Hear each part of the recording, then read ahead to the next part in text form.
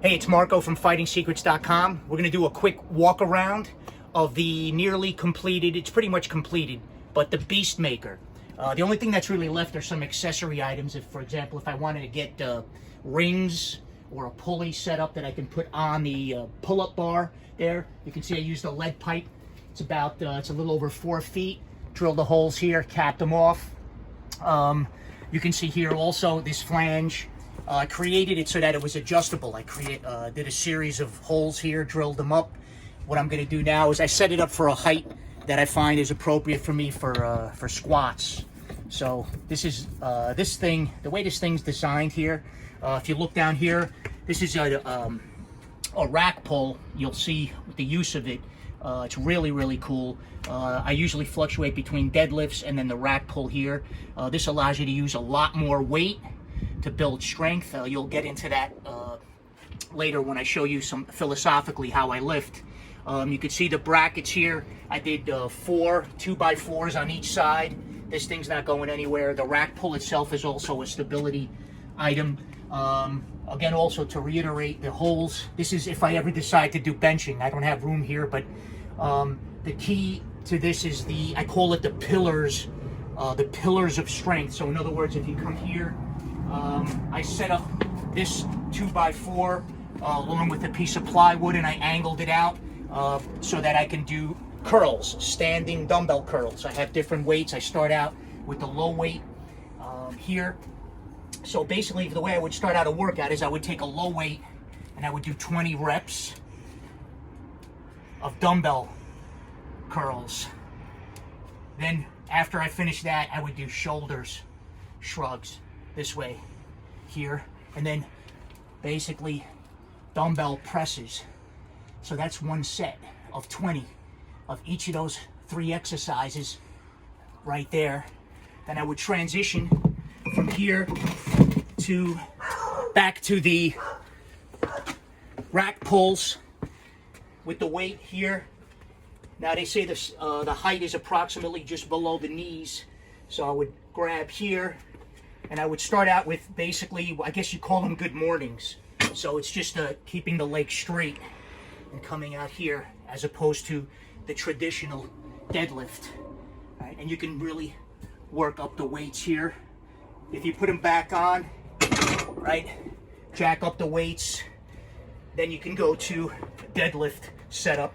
I have to move back a little bit here. So if we have it set up as a deadlift, now having it tight this way is really making me focus on the form, right, when I lift up on the deadlift. So from these 2 movements, I actually go back and I'll do a heavy set curl. These are 50 pounders right here. So I would knock out probably like 5 or 10 of these. I'm using a little bit of a swinging motion since it's real heavy weight, but these are 50 pounders from here. Right. Remember now I just did the set. Basically, that's my arm workout right there. Then I move back.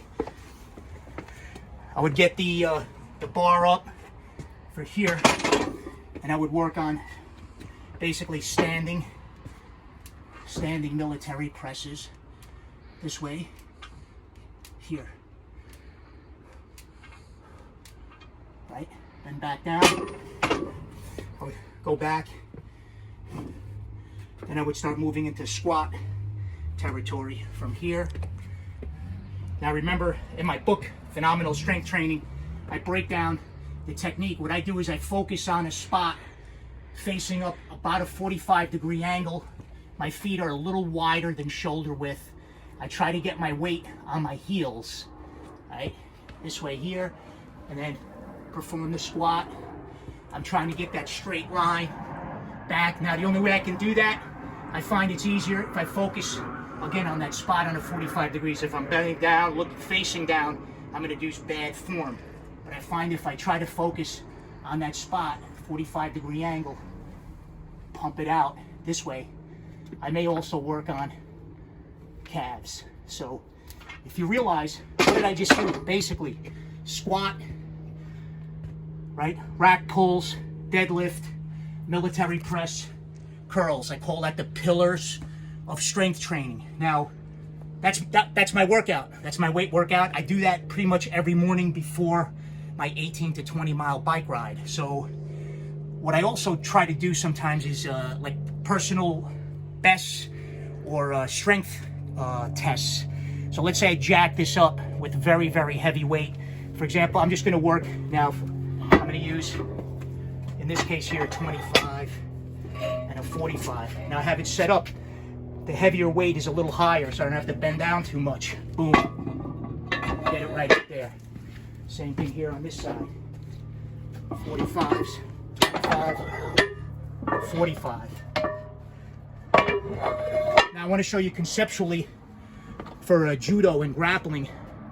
If you ever, the idea of getting under the center of gravity, right? So that all you got to do is a slight lift to get the opponent over. Right? I use that philosophy with weight.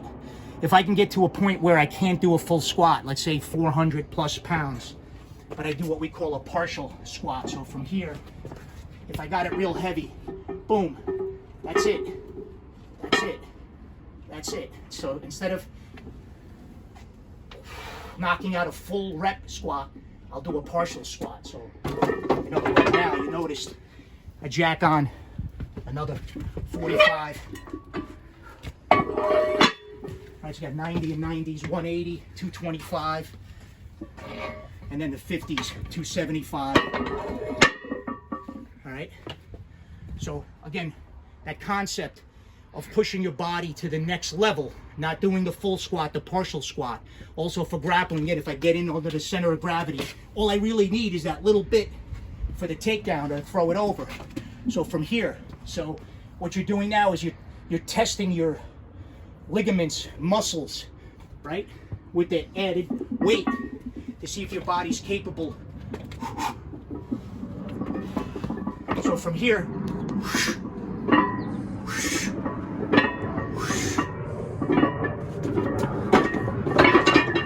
right, and I keep doing it. Here's another one, 45.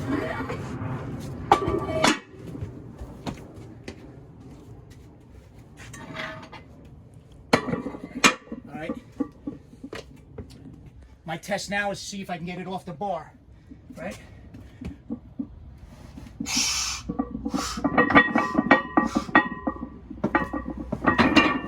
Right? And I can keep going. If I put some really, really beast mode weight on there, all right, and try to get my body, my muscles, knee joints, shoulders, waist, accustomed to the weight, then I can play around with that. But again, what did I do? I just picked 4 or 5 basic exercises. The 5 pillars of strength for weight training. See, I got the pull-ups there. Also, this area here, I use a plywood here. Basically, what I might warm up with some Cossack squats. This way here, get the legs going for the ride in the morning, right? If I have enough weight, for example here, might do the halos as a warm-up. Halos. What I'm noticing now too, it's a big thing, the halos with the Cossack squats. This stuff is cool. And then you can just play around with the weights. So there it is, backyard warrior workout. Beast maker mode, very simple. I used a couple $100 worth of materials from Home Depot. Hammer drill, impact drill to get these long screws in there. This thing ain't going anywhere. It's gonna hold up thousands of pounds of weighted repetitions. Us.